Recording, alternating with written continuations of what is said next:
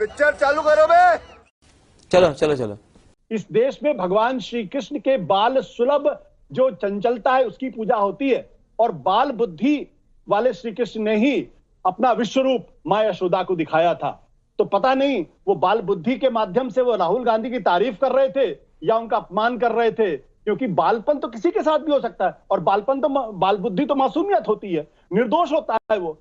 तो मुझे लगता है प्रधानमंत्री जी चुनाव में गहरी हार के बाद से कहीं ना कहीं गलत सलाहकारों से जो घिर गए हैं और उनको गलत चीजें कहलवाई जा रही उनसे। अभी बदत है भाई, अभी बदत है। सुधांशु जी। भाई आशुतोष जी को कोई व्यक्तिगत टिप्पणी करने की जरूरत नहीं थी, हमसे कह रहे होमवर्क करके नहीं आए, खुद तो देखे कि नहीं आए। भैया अपोजिशन लीडर को पूरा बोलने दिया गया, प्रधानमंत्री जी को बोलने नहीं दिया गया।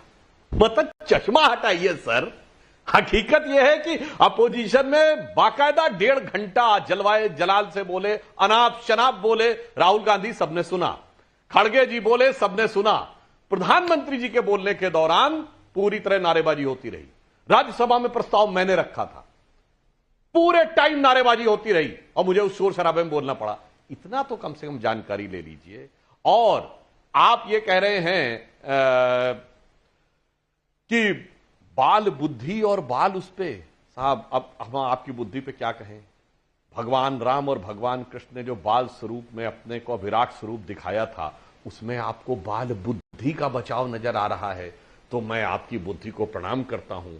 जिनके लिए कहा गया था कि जिनके रोम रोम में अनेक ब्रह्मांड दिखाई पड़ते हैं, वो जो हैं यशोदा जी के गर्भ में आ गए, तो और उनके बारे में भगवान कृष्ण के उस स्वरूप में गजब है साहब। राहुल गांधी के बचाव में किस सीमा तक। अरे महोदय आप तो वरिष्ठ पत्रकार हैं, इतना लोकेश जिंदल नहीं गए जितना आप जाके उनको डिफेंड। आप अपनी बुद्धि का प्रयोग बुद्धि विलास के लिए करिए सर, इन लोगों की चीजों को डिफेंड करने के लिए नहीं। और मैं तो कहना चाहता हूं, आपने तो हमारी बात का जवाब ही नहीं दिया। मुलायम सिंह जी को तो हमारी सरकार ने दिया, मैंने छाती का रक्त पिला पाले विदेश के क्षुदित लाल, मुझको मानव में भेद नहीं, मेरा अंतस्तल और विशाल, पर उन्होंने लिया। और ये बताइए कांग्रेस ने अपने परिवार के अलावा किसी अपने कांग्रेस के नेता को दिया हो तो बताइए। बाहर को तो छोड़ दीजिए, मैंने मोदी जी के आधा दर्जन दिया है, आधा दर्जन गैर कांग्रेस के नेताओं को बताइए। सुभाष चंद्र बोस को नहीं दिया, सरदार पटेल को नहीं दिया, डॉक्टर अंबेडकर को नहीं दिया। और आज उन्होंने यह भी याद दिलाया, और हमारे अध्यक्ष नड्डा जी ने भी बोला था, बाबा साहब अंबेडकर अपना पहला चुनाव 1952 में नॉर्थ मुंबई से 14,000 वोटों से हारे और 78,000 वोट कैंसिल किए गए।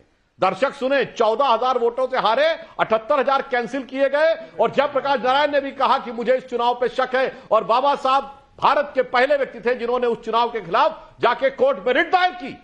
चुनावी धांधली का वो पहला केस था, और उन्होंने बाकायदा यह कहा है कि इसमें कांग्रेस और कम्युनिस्ट दोनों मिले हुए थे। यह बाबा साहब की ऑफिशियल जो बायोग्राफी है धनंजय कीर के द्वारा लिखी गई, बाबा साहब अंबेडकर जीवन चरित्र, उन धनंजय कीर को जिनको 1971 में इंदिरा गांधी की सरकार ने पद्म भूषण दिया था, उसमें लिखा है महोदय।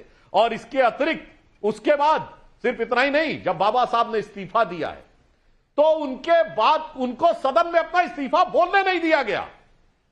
जयराम रमेश जी ने विरोध किया कि आप फैक्ट गलत बोल रहे हैं, तो जानते क्या बोला, उनको क्यों बोलने नहीं दिया गया यह बात नहीं बताई गई, यानी उन्होंने स्वीकार कर लिया कि बोलने नहीं दिया गया। आखिर में बाबा साहब को अगले दिन जाके प्रेस कॉन्फ्रेंस करनी पड़ी। अब सुनिए आशुतोष जी, जरा जाके सदन की कार्रवाई देखिएगा, तो खड़गे जी जानते क्या बोलते हैं, अरे बाबा साहब हमारी पार्टी में नहीं थे, वो पार्टी में दूसरे में अलग थे, इसलिए आप उस बात को क्यों जोड़ते हैं। अरे वाह भैया वाह, जब उनको सम्मान करना था तब तो वो आपसे अलग थे, आप उनको हराने में लगे थे, और आज आप उनको अपनाने में लगे हैं। तो बहुत साफ साफ दिख जाता है कि इन सारे मुद्दों पे प्रधानमंत्री जी ने एकदम जिसे कहते हैं सिरे से एक एक पुर्जा पुर्जा अलग करके उनको एक्सपोज कर दिया है।